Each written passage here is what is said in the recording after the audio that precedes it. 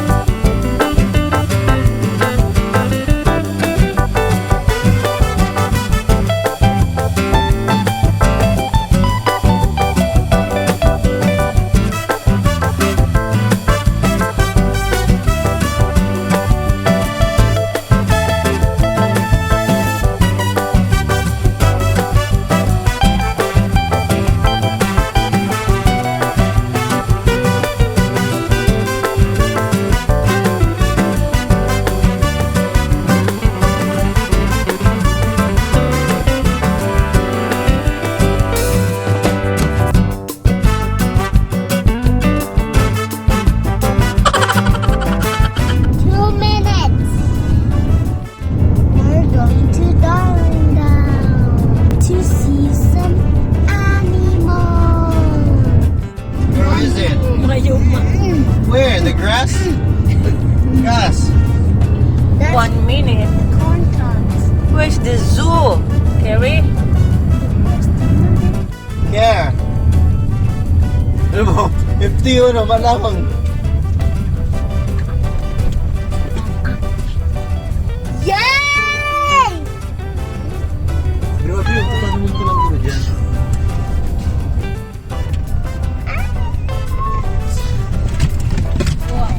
Pwede mong gagawin.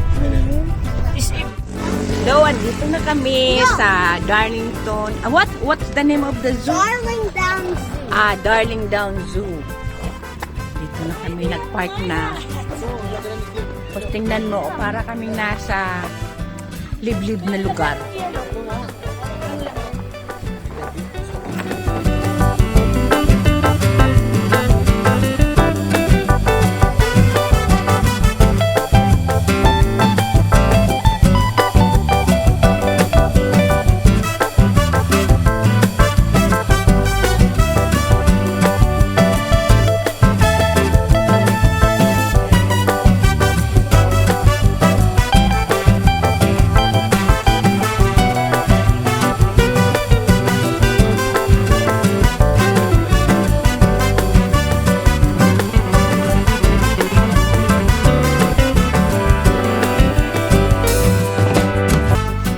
Naglagay na ako nito kasi open siya, mainit. Ngayon naglalagay sila ng free yung insecticide, tapos ng sunscreen. Nagre-ready para kasi malaki ang zoo na to na walang mga bubong. Para siyang nasa kwan talaga. Para talagang nasa safari. Okay, 10:15, we can meet a baby crocodile.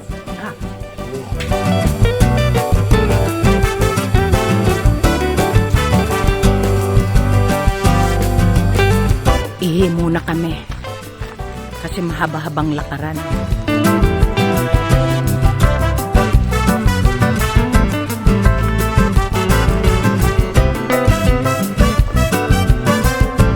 Yan, magsisimula na kaming pumasok.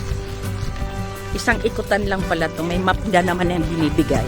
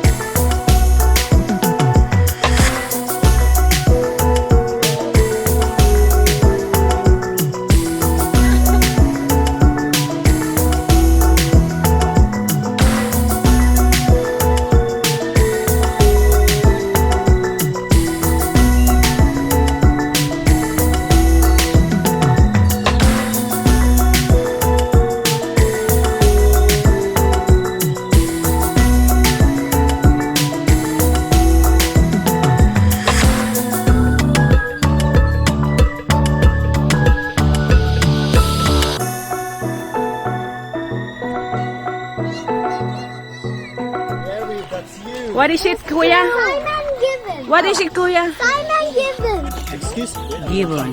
No. No. See, please relax. We can't see that. I think that's watermelon.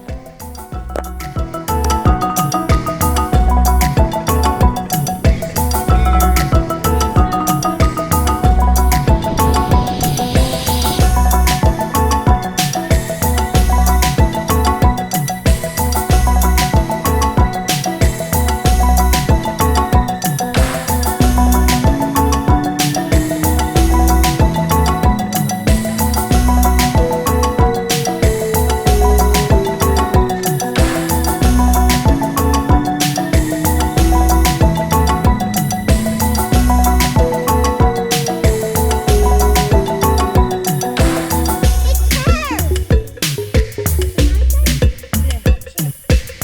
I touch it.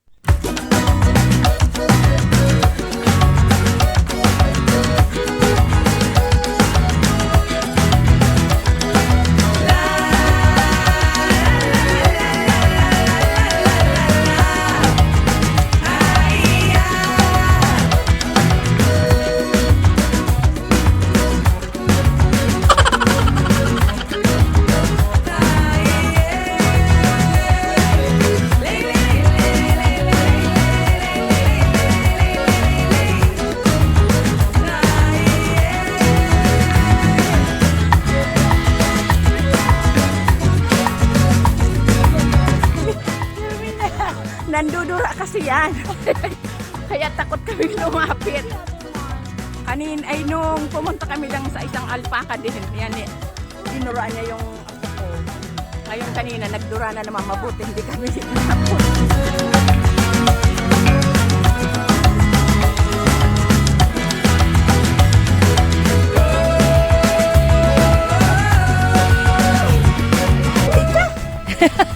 Why do you always Okay, that's it because we will feed other animals. Baka lutaban ako kanina. Yan, tingnan nyo kung gaano kainit. Talagang para silang nasa normal na lugar nila. Yun nga lang, may mga cage pero malawak, tsaka yan, well cared naman sila. Hindi pala yan alpaca, kung pala yan llama.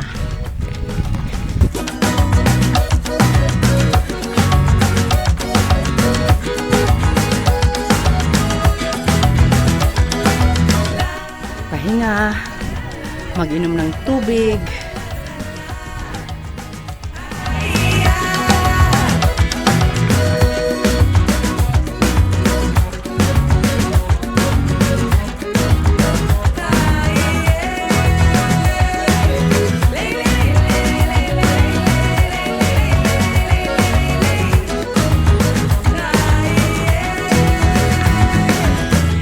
Iiwan namin dyan kasi masyadong rough road, eh baka mahirapan ang prom.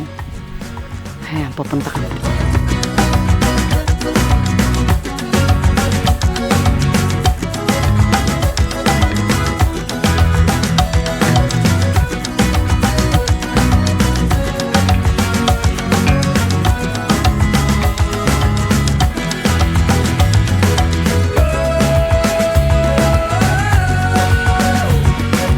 Pakainin daw yung cheetah.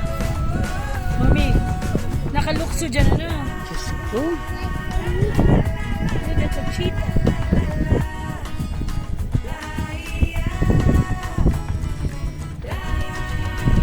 Andun ang cheetah nagtatago.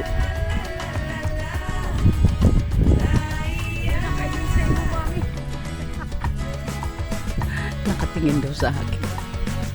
Oras na kasi ng pagkain.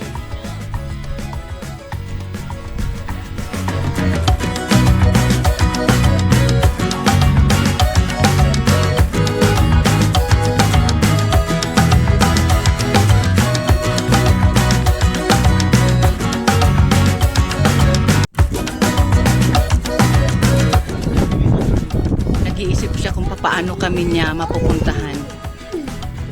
Gary.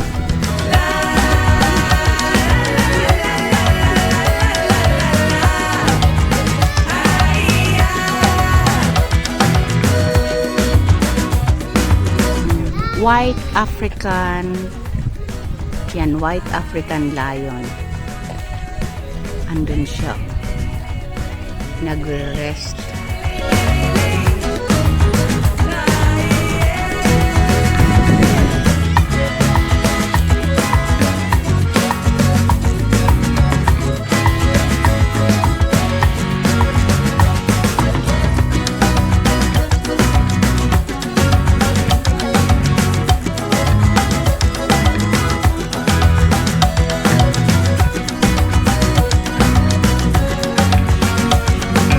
Dito kami ngayon, naghihintay kami ng pag-feeding ng lion.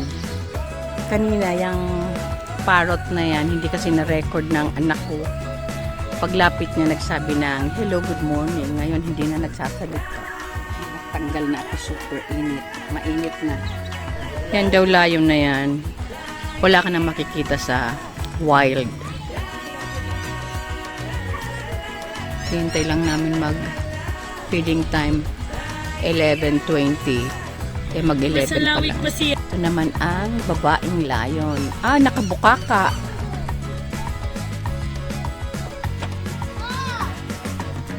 Itong mag-asawa, wala na rin ito makukuha sa wild. Ang sabi doon sa nakalagay.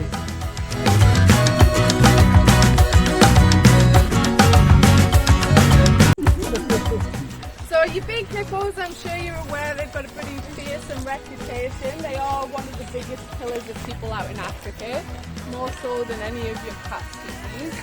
And the reason for that is they're very, very territorial. So they're very protective over their family and the area they live in. Because the pygmy hippos are more solitary, they're just not quite as protective. And they're found in the more sort of rainforested areas of Africa. Look at him. What's this?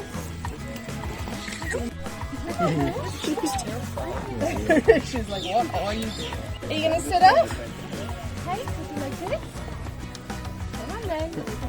Get up for it. Don't roar, don't roar, don't roar.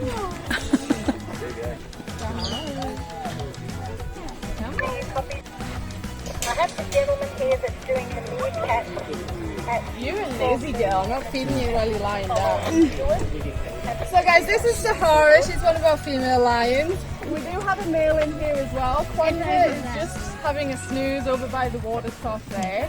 Now Kwanzaa's a white lion. So as you go around further there, you could see that he's a nice sort of creamy white colour. Sahara here, she's the typical tawny coloured lion. So they are the same species. There's no difference between them. Kwanzaa's just like the sort of blonde-haired, blue-eyed version of Sahara here. Come on. Oh. That gave me a fright. Don't escape. So lions are exceptionally lazy. They do spend about 20 hours of the day sleeping. The rest of the time is made up with roaring, protecting their territory, and making more lions. They do spend a lot of time doing that. I'm sure you're aware out in the wild it is the females that do the majority of the hunting. It's not just because Kwanzaa is exceptionally lazy, although that is the case today. She's a much lighter animal than he is. The males can weigh about 50 or 60 kilos more than they do. And you're a lazy girl. Righty-ho guys, we'll go down to the next enclosure, see if we can persuade Mal over to say hi. Let's see the cocoon. Oh, Yes. so. Fire. Are you coming?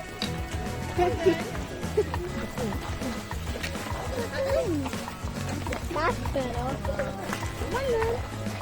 Good girl. That's better.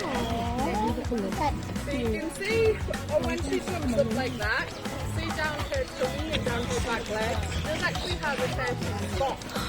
Now when lion cubs are first born, they are quite spotty, and they do fade as they get older, but you can see down her legs and on her tummy that she's managed to retain the few first. Getting up? Now obviously this is. What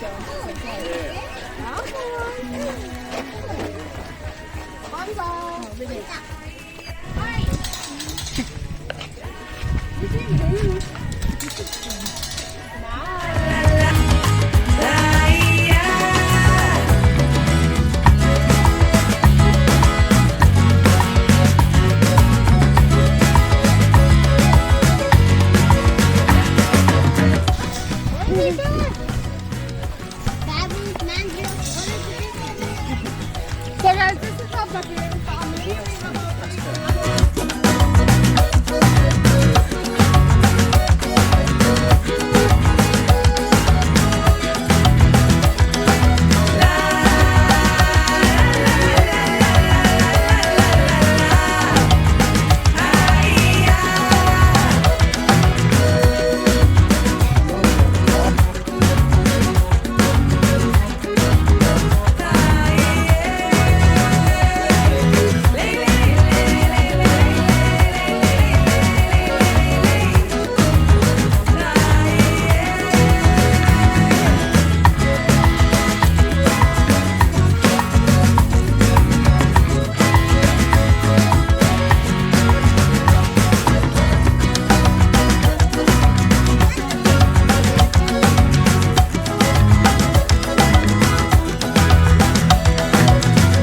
Ayan, dito muna kami.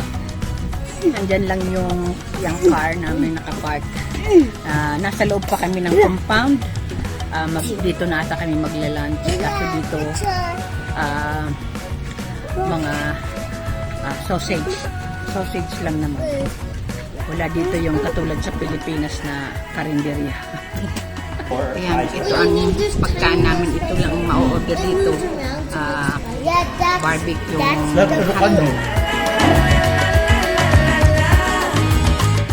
Uwi na kami.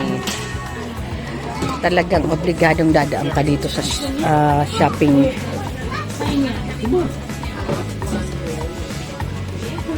Pipili mga bata ng laruan. Ayan, pauwi na kami.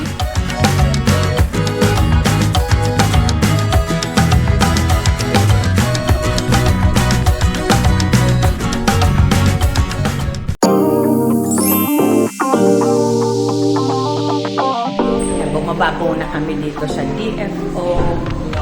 Titingin-tingin kung may sale. Wait. We're gonna go sideways again.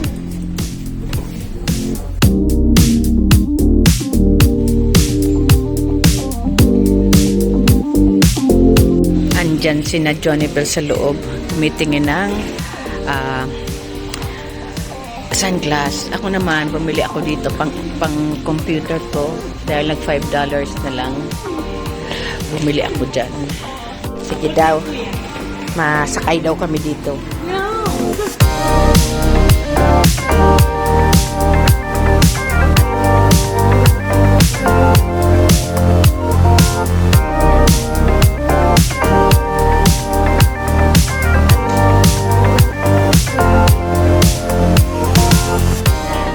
Dito na kami sa bahay.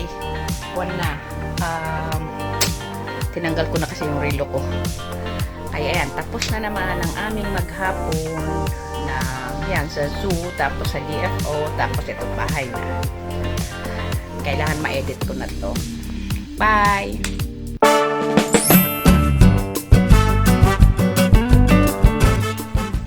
Ayan. First day of school. 2021. Go, go, go. Kevin. Ayan, ang dadalhin namin yung wagon instead sa pram kasi ang daming mga school supplies na yearly, yan ang dinadala sa mga school, sa room nila. Lahat na lang. Tingnan mo tong ilang rim ng coupon band. Ito lahat. Gamit ito ni Cass. Yearly ganyan ang dinadala ni Imbel. Ayan, ang excited ang nanay. Kinukunan ng picture ang kinukunan ng picture ang anak niya. Day of year. Oh yeah, you come here, you two. No, together.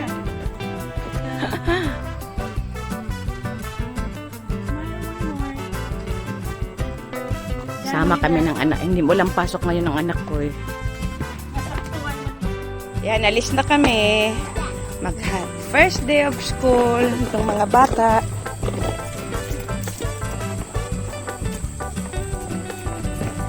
Malapit lang naman. Siguro mga 5 minutes walk yan ano. Diyan lang, malapit lang ang school. Pareho rin itong bunso. Magkaharap lang ang school nila. Kaya, tipid na sa pamasahe. Lakad lang. Andun lang. Yun. Doon lang ang school. Malapit lang. Naghintay lang kami ng timing na makatawid. Kasi cart ang dala namin.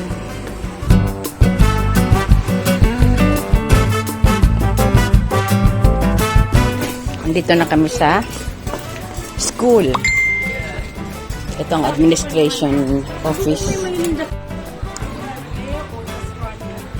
Nahanap ang room 19. Ganito talaga ang first You day. went there before. Yeah, wait. Show me. You don't remember. Oh, yeah. We'll check you.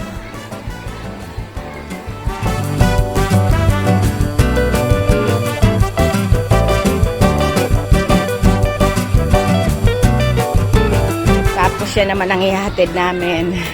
Si Carrie sa kanyang school.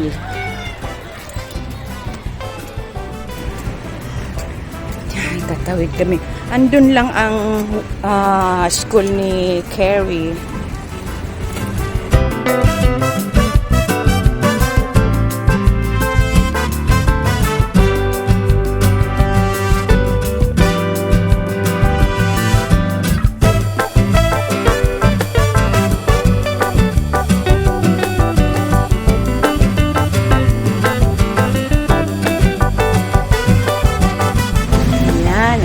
Pangalan ng school. So, yung mga mangga. Bawal kasing umakyat sa puno ng manggang yan. Bawal dito. Kaya ang mga ibon ang nag-i-enjoy. Yan, pauwi na kami. Naihatid na namin yung dalawang bata. Gusto ko talagang bumili niyan. Hindi nga lang kasi yan sa balikbayan box, kaya kailangan ma-hand carry ko siya. Mga 10.5 kilos din naman kasi ang bigat niyan. We're home.